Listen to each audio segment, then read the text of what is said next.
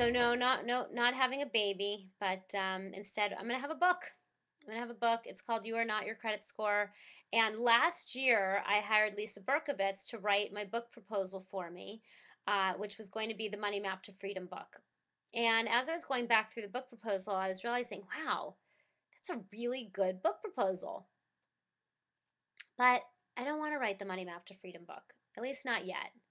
I would like to write the Money Map to Freedom book perhaps after I write the You Are Not Your Credit Score book. But the You Are Not Your Credit Score book feels important to me, meaningful. And not to say that the Money Map to Freedom book isn't important and meaningful, but I already have the Money Map to Freedom product. So it's like that work is out there in the world. Whereas the You Are Not Your Credit Score book, it needs to be out there. So many of us, so many of you are not living your dreams because you're either not tapping into the credit system or you've tapped into it a little too far and you don't know how to get back out and start over. And I have a very contrarian view on using credit and debt and what to do about it. And I think that this view needs to be out in the world, and especially now, especially now. So I'm going to put together the book proposal and just do it. I would like to interview at least 10 people who have been through bankruptcy and come out the other side better than ever.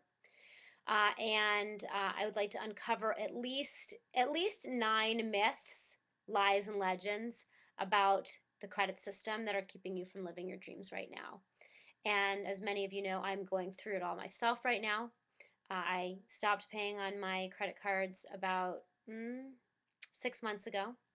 And I did have somebody email me recently who said, I hear your take on debt and credit, but have you stopped paying on your credit cards? Do you know how challenging it is to receive, all the calls from the creditors? And yes, I do. I have.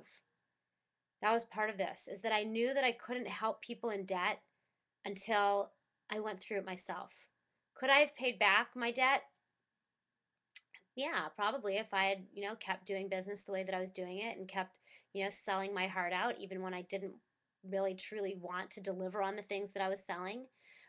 Yeah, I could have done that. I could have continued to force myself into an unsustainable business model and been willing to, sell my soul to pay back my debt. And I wasn't willing to do it. And ultimately, I decided to do something different because I want to help people in debt, and I couldn't do it from the other side. And so, yeah, when I get that email from the person that says, "Have you stopped paying on your debt? Do you know what it's like to get all those calls from the creditors?" I do. I know what it's like. I'm experiencing it. I'm dealing with it. I'm going through it right there alongside you. And I'm going to help you come out the other side without having to take on the shame and the guilt and the fear that they are trained to make you feel. I'm doing it. I'm feeling it. And I'm going to put it all in the book. So that feels good to me.